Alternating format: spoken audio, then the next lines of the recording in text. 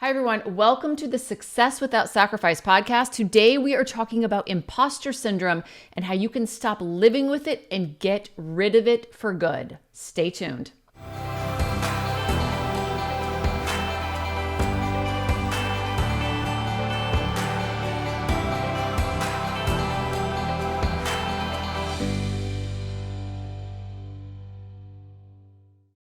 All right, everyone, welcome back to the show. My name is Kate Byers. I am the founder of the Good Life Institute. And on today's show, we are going to be talking about imposter syndrome. I don't know if any of you have caught the headlines lately, but I've seen some really cool, dare I say, maybe a bit clickbaitish articles out there about imposter syndrome and how it's not that bad. Okay, I don't know about you, but if you are driven, you're ambitious, you're highly successful, you're high functioning, you're a high achiever, you care about your career, you've accomplished a lot, meaning you've got a lot to lose. If you lose your career, then the chances are you have probably experienced imposter syndrome at some point. It is not, while we get certainly more attention for it as women, it is not just for women. Men have it too. Whether we want to call it imposter syndrome, experience, it's not a syndrome. There's nothing wrong with you. You don't have a disease. But we use the word imposter syndrome in our society. And when someone tells you those words, you kind of know what they're talking about. So I'm going to use those words until we figured out as a society to use some different words. So everyone just, all the haters on the word syndrome, just calm down. I get it. It's not a syndrome, okay? There's nothing wrong with you. It is not attached to depression. It is not attached to anxiety. But it is attached to something that I want to teach you about today because it is foundational to solving for this. Now, before this broadcast, I had to read through popular media to see what everyone's saying about that, about imposter syndrome. And I'm going to go on a soapbox rant. I'm just telling you, here it comes. That's why you just get Kate today. It's Kate's day to rant and hopefully inform you and teach you how you can overcome imposter syndrome and kick it to the curb for good. I don't want you to have it anymore, okay? So here's the deal with imposter syndrome. First of all, what is it, right? This is going to be feelings of self-doubt where you second guess yourself. You're waiting. I used to say to myself, I'm waiting until they find out I'm not really as good as they think I am. Does that sound familiar to you? Or maybe you think, oh gosh, they just promoted me. Oh, I bet they sent me the wrong email, that this was meant for somebody else, right? Like the minute you get a compliment, you sort of like dismiss it. Yeah, that's nice. But you focus a lot on the criticism. I mean, I can remember, I can't tell you how many like 4.9 star reviews, 4.9 out of 5 star reviews I've gotten, even 5+ star reviews where I was like, what? What do you mean there's this 1/10 of 1/16 of 1/32 of a percentile that I've done something wrong? And not that I was defensive or didn't want input or critique, but I kind of didn't, you know what I mean? Because it's like, oh, then I would sort of beat myself up and I'd done something wrong. And so if you find yourself focusing on the mistakes, the criticism, if you find yourself going, oh, well, that they didn't really mean to give me a 5-star review. Somebody had to get a 5-star, so I guess I got it, or whatever, right? Like you're constantly dismissing your accomplishments, or deep down you're waiting for someone, whoever these people are, to find out that you're not really as good as they think you are. That is what we commonly have come to know as imposter syndrome, okay? Now, how this can come up for you in the workplace is that it can feel physical, right? I remember one time when I was an international marketing exec, really newly minted to the job. And you know how it is, ladies, right? Your new job, and what are we going to do? Which I always tell you not to do. Prove ourselves. So here I am in this role, proving myself. And I will never forget, I was in Russia and we were all at this, the Russian team was around this big, huge round conference table. And those of us who, the execs who were visiting, we were all sort of surrounding the table and we were all talking. It was like standing room only for this really quick meeting. And the woman who was in charge of the meeting, she was sort of like, she was on a bit of a soapbox. She was like, this is the problem and this is the problem. And like, we can't keep having this problem and this is frustrating. She was emotional, right? And I throw out this idea that, let me tell you, I thought was just the bee's knees. Like I was like, this is it. I've got it. And I threw out this idea. And it may have very well been a brilliant idea, but in that moment, she goes, no, that's not what we're talking about at all right here. What we're talking about. And then she just continued on with whatever she was saying. I don't even remember, right? I felt the minute she said, that is not what we're talking about, I literally felt like I had been slapped in the face. Like red, red was coming across my cheek. I'm sure I was flushed. I'm sure if you could have seen my face, it looked like, I had just been smacked. That's how it felt to me. And that's how imposter syndrome can feel. We've had clients who are like, Kate, it feels to me like I get punched in the gut, right? You're in a meeting and then someone, for whatever reason, they chew you out sideways, they snap at you, they tell you your idea is invalid, that, the stuff that unfortunately shouldn't happen, but it does happen at times, sometimes a lot of times in our world where it's high stakes, high pressure, and a lot of people are under the gun. Okay. This stuff's going to happen. Humans are going to be humans and they're not always going to be their best selves in every moment of the day. And so when someone comes out and snaps at you, it could feel like a punch in the gut. And so if you've ever felt that, that's normal. That's normal when you're experiencing imposter syndrome. It's not normal like you should go to work every day and feel like you get punched in the gut. It's not what I'm saying.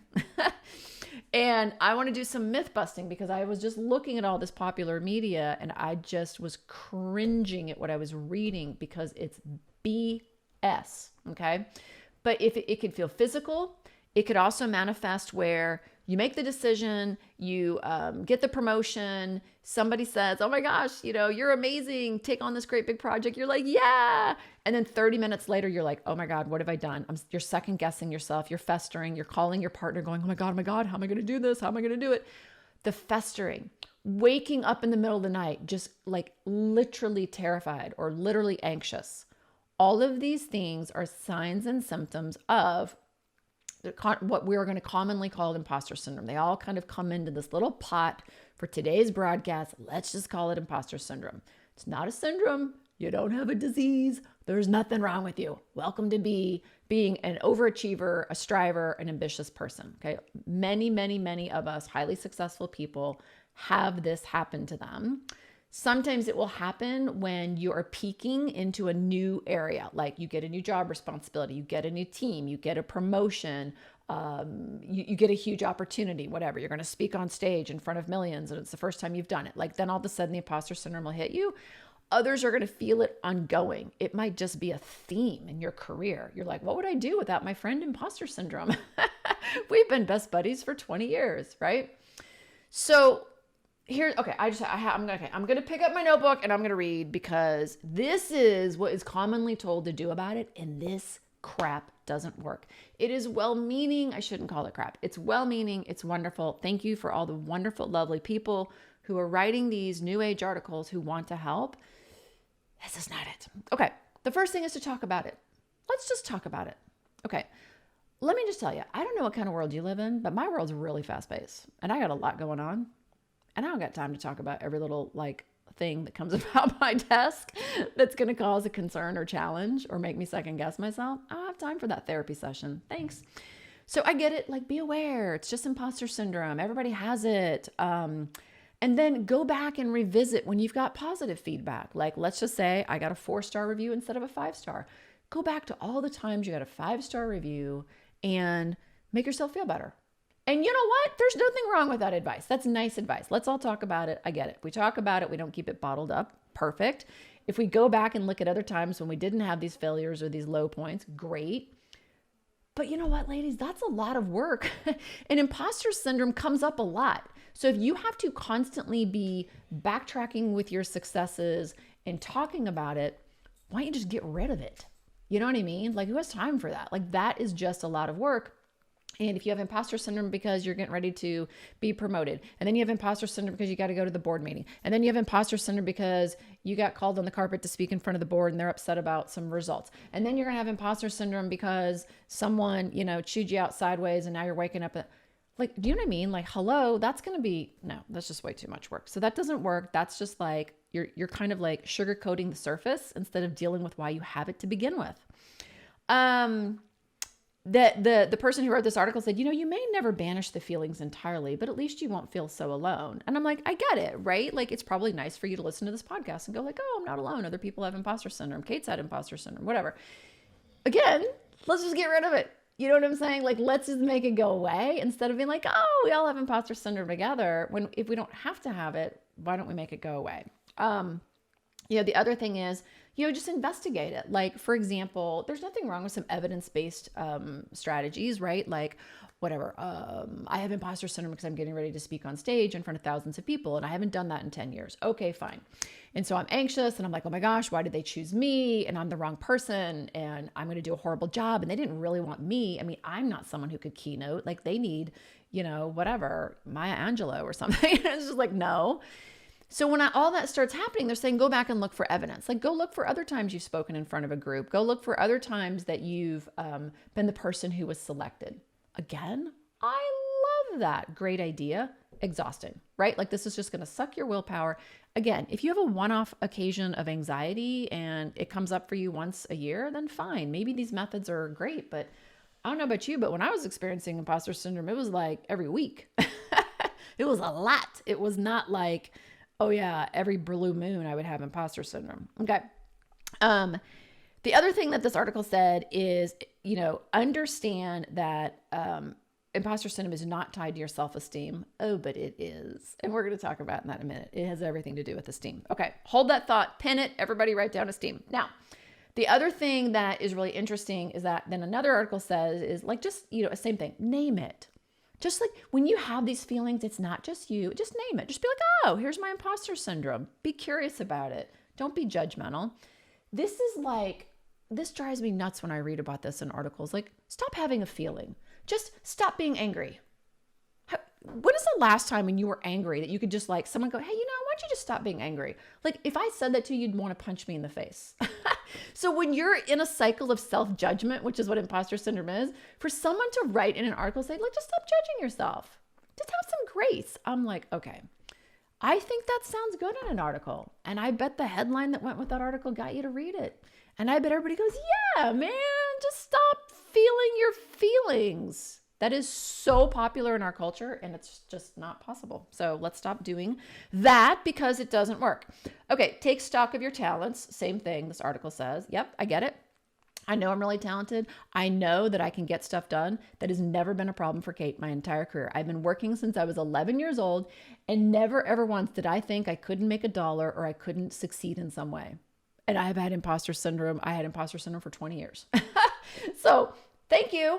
Taking stock of my talents, again, might calm me down and get me off the ledge in the moment. But again, why don't we just get rid of it for good? Ask for help. Okay, enough there. Take a break. Like, asking for help with your imposter syndrome is like, hey, I have imposter syndrome. Can I talk to you about this? I mean, I have a lot of really cool women mentors in my life. I have a lot of cool male mentors in my life. And they'd be like, Kate, you're great. Come on, Kate, you're awesome. Kate, don't feel that way. I mean, like, they're going to say nice, peppy things to help me feel better. And in that moment, I'm going to be like, okay, right. Yeah, you're right. Thanks. Yes, you're right. I am great. I'm great, Kate. Okay. And then I'm going to go back home and I'm going to have dinner with my family and I'm going to watch a show. And I'm going to put on my bunny slippers and go to bed. And I'm going to go, oh my God. And I'm going to start freaking out again because this positive self-talk is sitting on top of the root issue. Let's solve the issue. What's the other thing I read? Oh, I love this one. Take a break. Okay. Obviously, if you're spinning on any issue in your life, a little time out is great, ladies. I love mindfulness. Let's all do yoga and breathe deep. I'm all for it. But again, you know what? When you're having imposter syndrome 2-3 times a week, 2-3 times a month, 4-5 times a day, that's a lot of breaks to deal with imposter syndrome because you know what else I have to deal with? I also have to be thinking about working on my executive presence. And I also have to be thinking about how I'm going to be strategic. And I also have to be thinking about how I'm going to be a better leader. And I also have to think about how I'm going to be a better communicator. My gosh, if all we're doing is running around, taking breaks, talking to people, giving ourselves grace and using positive, therapy, there's no time to actually do your work. So let's actually solve for this. Okay. Celebrating your wins. We use that. We use that with our clients. I love celebration. As high achievers, we do not celebrate our wins enough. I like that. you should just be celebrating your wins just because it's a strategy to up level your performance and your mindset and your emotional state. So just everybody write that down. Celebrate your wins every single day. I like that. But again, when I'm in self-doubt, when somebody says, Kate, I'm criticizing you. When somebody says, Kate, I'm giving you this big, huge, hairy, scary assignment. And I'm like, oh my God, I'm terrified. They don't really know. I have no clue what I'm doing. When somebody says, we're asking you to manage a team in some knowledge base that you don't know anything about, right? Like that stuff is going to trigger imposter syndrome if you have not solved for it. And what happens if we haven't solved for imposter syndrome? Do we go home at night and, make mad sweet love to our partners? No, we're like, don't touch me. Don't touch me. Don't you know? Everyone's going to find out that I'm a fraud. And then your partner's like, would you stop? You always get all worked up over this stuff and it's always fine. And then you want to punch your partner out. And it's like, no. Are you going to be like kind and patient to your cat, your dog, your kids, your grandma, whoever it is that you share, your life with and you care about? No. You're going to be like, Mommy needs a glass of wine tonight. You're not going to be like, let's play Legos for the millionth time and let me put on my Barbie hat. Like that's not going to happen, right? There's no way. So the other thing that you have to think about is, what is the quality experience you want to have at work as a leader? As a leader, you want to be able to cut through the madness of working at this level and very quickly and easily make decisions, feel sound in those decisions, trust yourself, walk into the room with some gravitas and some confidence, and not just be sitting there going like, oh my God, I just felt like I get punched in the face. You want to be able to respond intelligently and emotionally appropriate to people who are putting on their nasty faces or biting at you or whatever happens, and like just move through life and like be at peace. Like that's what success is supposed to feel like. I don't mean like you're peaceful every second of the day, but overall there's this general sense of like, I got this, right? Imposter syndrome and all this stuff that everyone's teaching that you're supposed to do, if that is like sitting inside of you and then you're like spreading frosting over it with all of these things, it's like we've just frosted this big pile of stinky stuff. Like that doesn't smell any better. It's just frosted stinky stuff. Do you know what I'm saying? I always say to our clients, I'm like, it's like having Oscar the Grouch in a trash can. Do you guys remember Sesame Street? And it's like you're trying to sit on the trash can or put your arm on it and be like, okay, Oscar, just stay under there. Okay, imposter syndrome. Okay. And it's like, that's just ridiculous. Why do you want to live your life that way? And why do you want to talk about it constantly? Now, I think we need to talk about it as humans and say like, hey, here's where imposter syndrome comes from. This is why we all experience it. Here's the things we can actually do about it. I think it's great to have those conversations in teams, definitely to be human and talk about the human experiences we're having. I'm not saying we shouldn't talk about stuff, please. But what I'm saying is, if the response is, oh, I feel imposter syndrome, let me go talk about it. Oh, I felt imposter syndrome again. Let me go talk about it. Oh, I felt imposter syndrome again. Let me go talk about it. Like that's exhausting. Like I'm already tired just even talking about it. Okay.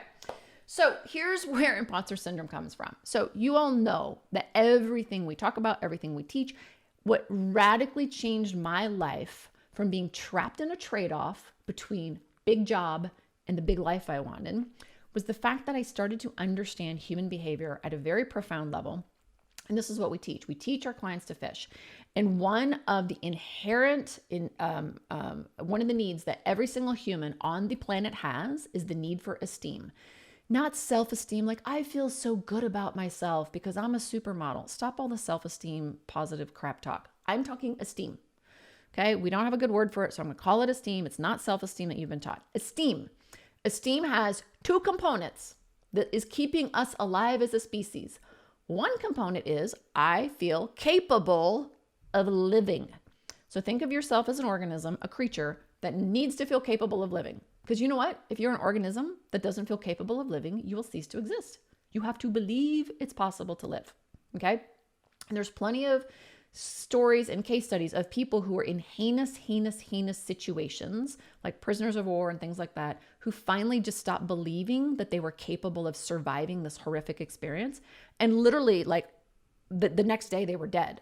I mean, you just give up, right? And so that is psychology. Psychologically, you have to believe you're capable of surviving. So that you have to believe you're capable. The second thing is you have to believe you're worthy of living, like your life matters, right? And not like my life matters because I'm an executive and your life doesn't matter because you're a bum on the street, which is what we've been taught in our culture. Every human life matters. It doesn't matter what you do, how much money you make, what country you live in, what color you are, how tall you are, how skinny you are, whatever. We are valuable because we're humans. So esteem is actually part of our evolutionary process, not self-esteem, not something you're going to go buy on the self-help bookshelf. Not what I'm talking about. I'm talking about a biological need that is inherent in every single one of us that we have to have. Okay, so here's what happens.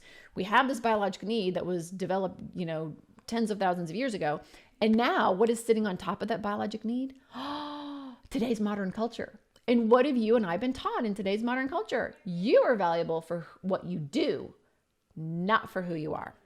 So what is imposter syndrome? It's going, oh my gosh, I'm not valuable for who I am. So when we make a mistake, when we have a criticism, when someone gives us a job that we think is too big and we fear failure, when all of those things is, oh my gosh, if I don't keep working this hard, if I don't get this right, if I'm not the ideal person for the job, if I don't, get 5 stars on my review, those are all metrics that are based on what you do. Then you start to feel what? I'm not capable and worthy of living.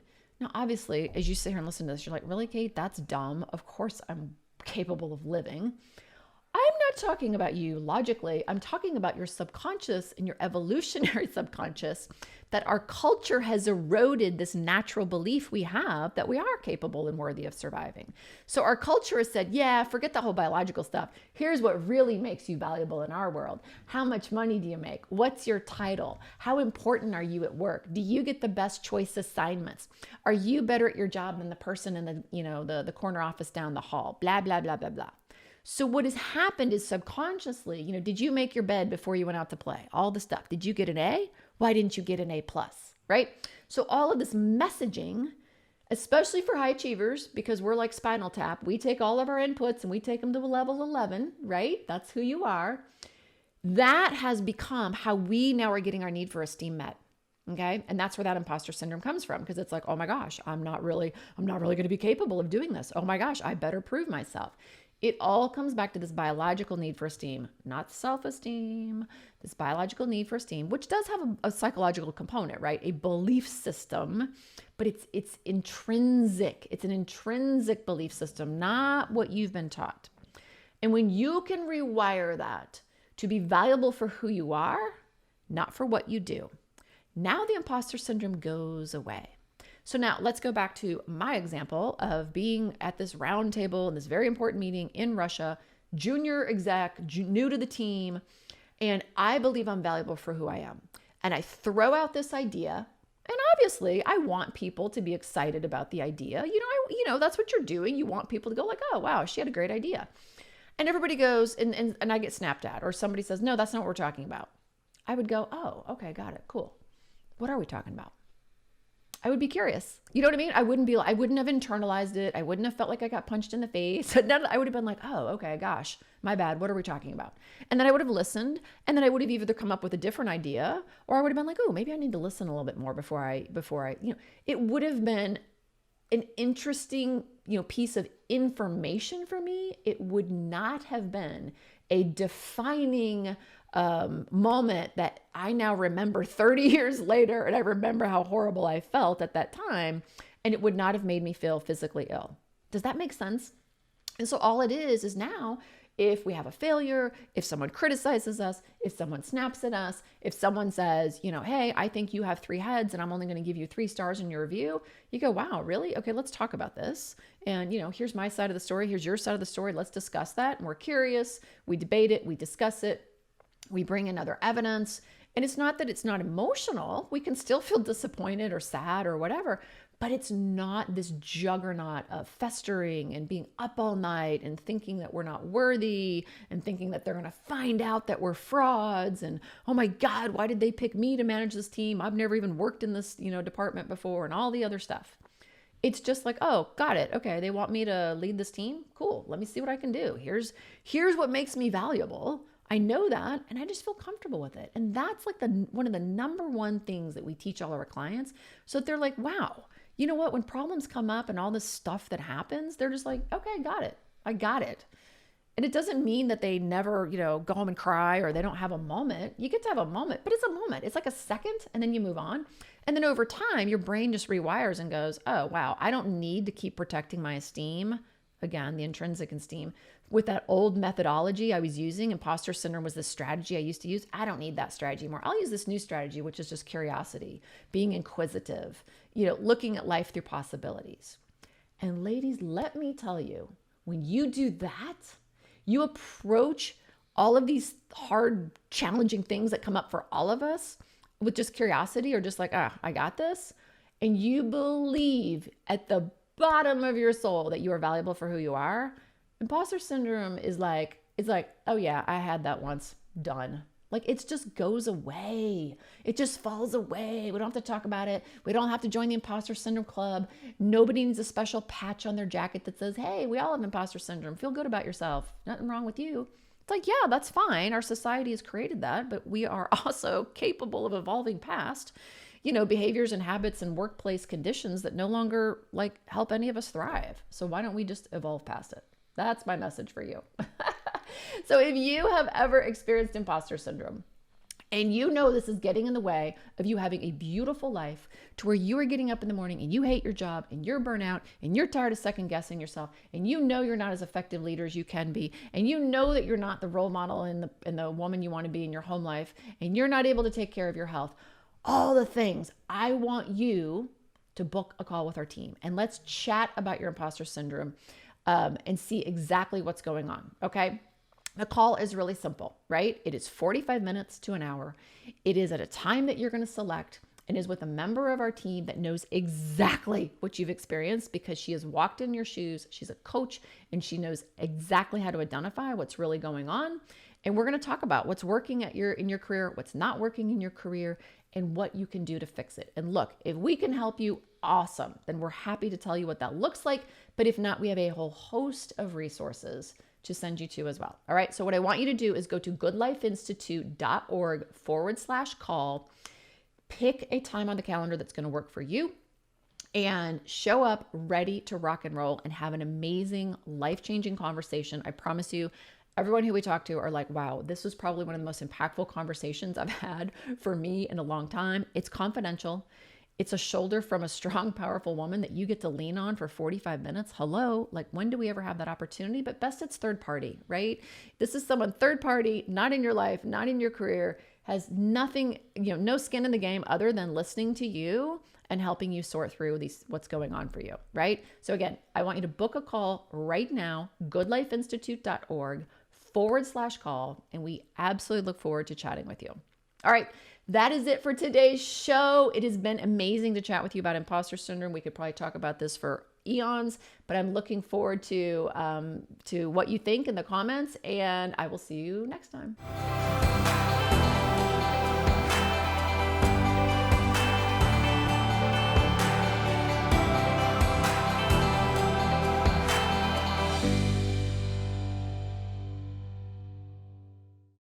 Hi, thanks for tuning into today's show. If you want to subscribe, you can do that by clicking the little picture of me over there. If you want to book a breakthrough call, which you absolutely should do, you can click the button below or go to goodlifeinstitute.org/call to book an appointment to speak to us. I'll see you on the next show.